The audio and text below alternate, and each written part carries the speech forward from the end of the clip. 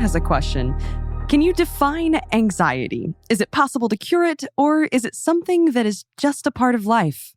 You know, the experience of anxiety is literally wired into our nervous system, which is always sensing the environment around us outside of our awareness through a process called neuroception, which just simply means we're always on alert for that possible threat at hand. Now, again, back in childhood, if we were under-supported, when we were dysregulated, when we were upset, when we were stressed, when we were having a need as a child, if we didn't have a caregiver to come and help regulate our nervous system, that's actually what's happening. When an infant is crying, that's a state of dysregulation. And without that attuned caregiver, we are in such a state of dependency that our nervous system can't regulate itself, much like we can't meet our own needs. So the more consistently then that happens, what a lot of us become wired then into is a state of dysregulation. We never come back from that point of stress back to that point of safety. Because again, in childhood, we can't do it physically, physiologically on our own. And the very many of us, we didn't have that level of attunement. So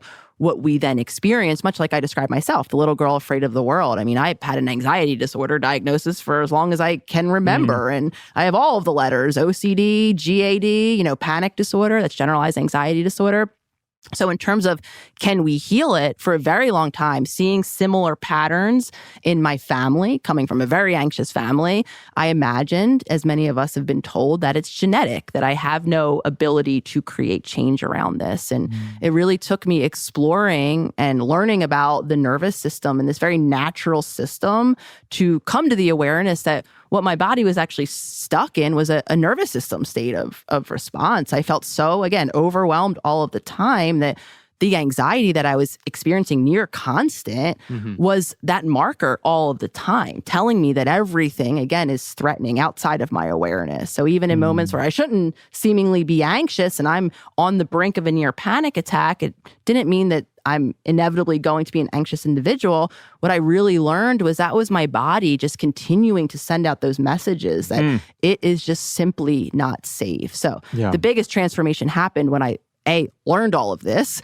and then B, began to apply in terms of my own healing journey. So a lot of us have the generalized anxiety, the panic disorder, the social anxiety, which is a form even of that people pleasing. I'm so hypervigilant to the world around me and so concerned with how I'm being perceived. I'm always on edge when I'm particularly around other people. And again, I could make a case that one of the underlying causes for this or contributors to that experience is actually in our body and that dysregulation, which actually can be healed with these constant choices like we were talking about earlier, caring for my body, learning how to regulate it in the moment. So to answer the question more specifically in terms of can it be healed? I mean, as far as I'm concerned, I would not resonate or relate to being an anxious individual. Do I have moments where, I have that marker of, oh, I'm fearful, something's, telling me that I'm feeling, something that is akin to anxiety, but I would not describe myself as being anxiety as I once did. Matt, I have to remind myself on a regular basis, my parents aren't in control anymore.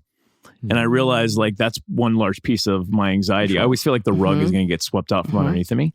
Like when everything is going good, I'm like, well, everything's going great, but something bad's going to happen because that's how it's always been, because that's how it was when I was a kid. Anytime I felt like life was going great, I don't know, man, mom gets a DUI, I don't know, stepdad beats me. I mean, it was always something that was interrupting this happiness. So I was programmed to feel anxious anytime I'm happy. Right. And I have to remind myself on a regular basis, hey, man, your parents, they don't get to ruin your life anymore. Right. Yeah. Matt, you don't want to cure your anxiety. Your anxiety is an alarm clock. And if I could give you a pill so that you slept through your alarm clock, that wouldn't do you any good. You would simply be sleeping through the alarm that tells you need to do something. Anxiety is simply telling you, hey, there's something wrong here. Now, specifically, you're going to have to figure out what that wrongness is. I don't mean morally wrong, but if your house is super cluttered, yes, that's going to cause anxiety in your life. If you're super unhealthy, yes, that's going to cause anxiety in your life. If you have a ton of debt, anxiety is going to appear.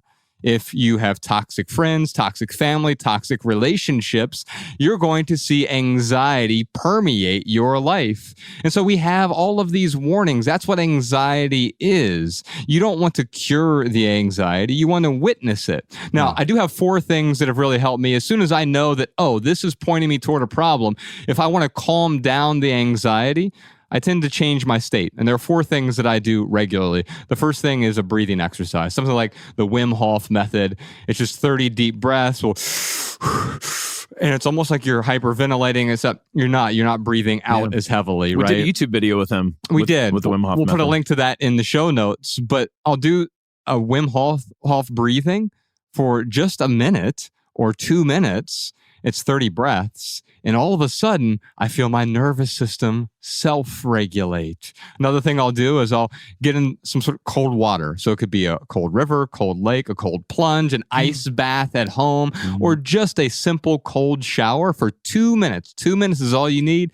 Completely changes your nervous system for the rest of the day. There's a lot of science behind this. Another thing that I will do is I will just sprint up a hill if I can, somewhere nearby, just go run, feel that physiology change as I'm sprinting to as fast as I can possibly sprint. And it feels great. All of a sudden, the anxiety goes down. But of course, it comes back if what? If I don't address the problem that caused the anxiety in the first place. And the 4th thing I do is hug. If I just hug someone for a prolonged, extended, awkward period of time, I'll even say, hey, I really need a hug right now, or give me a hug. It also changes my nervous system. Now, partially it's because I'm stealing electrons from whoever I'm hugging, but also it calms me down. So those 4 things are how I alleviate my own anxiety. Did you enjoy this standalone Patreon highlight? If so, you can listen to full episodes of the Minimalist Private Podcast, available exclusively on Patreon. Visit patreon.com/theminimalists or click the link in the description. Your support keeps our podcast and YouTube channel 100% advertisement free.